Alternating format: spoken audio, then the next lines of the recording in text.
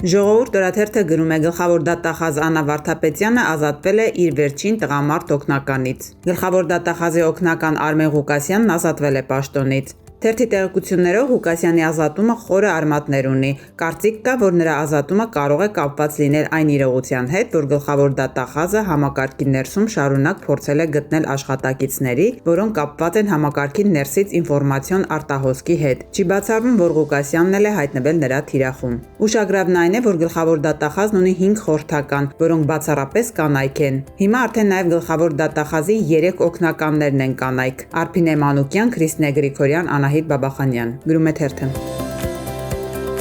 Հրապարակ թերթը գրում է Հայաստան դաշինքի խորհրդարանական խմբակցությունը նախօրեին դաշինքի առաջնորդ Ռոբերտ Քոչարյանի գլխավորությամբ նիստ է արել դաշինքի կենտրոնական գրասենյակում։ Ուշագրավ է, որ մի քանի ժամանոց նիստից հետո հաղորդագրություն չեն տարածել։ Խմբակցությունից թերթին վստահեցրել են, որ ընդամենը ընթացիկ հավաք է եղել եւ երկրորդ նախագահը պարբերաբար ներկա է գտնվում ֆրակցիայի նիստերին։ Նախօրեի հավաքն էլ խորհրդարանական հերթական նիստերից առաջ քննարկել են խմբակցության մարտավարությունը, անելիքները։ Խմբակցությունը որոշել է ավելի ռադիկալ դիրքավորվել, գրում է թերթը։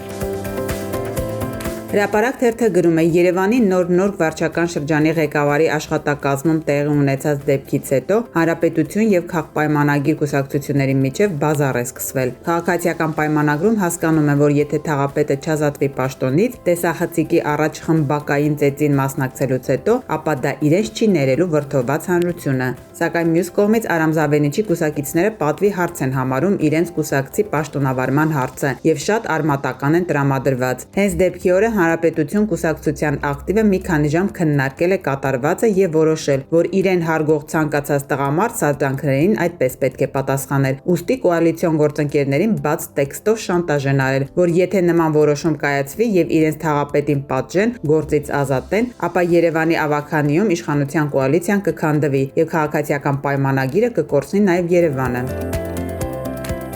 Հրապարակ թերթը գրում է Միացյալ Նահանգներում Հայաստանի դեսպան Լիլիթ Մակունցի վերադարձին հաշված ամիսներ են մնացել։ Բոլորը հասկանում են, որ Միացյալ Նահանգների նման կարևոր երկրում Նիկոլ Փաշինյանը ոչ թե փորձառու դիվանագետ է նշանակելու, այլ իրեն հավատարիմ մարդ, թիմակից, որին վստահում է, որովհետև գերտերությունում դեսպանի պաշտոնը նաև ստվերային շփումներ է ենթադրում, իսկ դիվանագետներին նա որպես կանոն յուրային չի համարում, չի վստահում։ Ասում են այժմ թեժ պայքար է գնում Վաշինգտոն գործուղվելու պատվին արժանանալու եւ Միացյալ Նահանգներում անդարդ ու ապահով կյանքով մի քանի տարի ապրելու հնարավորության համար։ ՔՊԱ-ական շրջանակներից թերթը տեղեկացել է, որ Միացյալ Նահանգներում Հայաստանի դեսպանի պաշտոնի հիմնական հավակնորդները երկուսն են՝ Ազգային ժողովի պատգամավոր Արսեն Թորոսյանը եւ աշխատանքի ու սոցիալական հարցերի նախարար Նարեկ Մկրտչյանը։ Թերթի տեղեկություններով առավել հավանական է Մկրտչյանի նշանակումը, գրում է թերթը։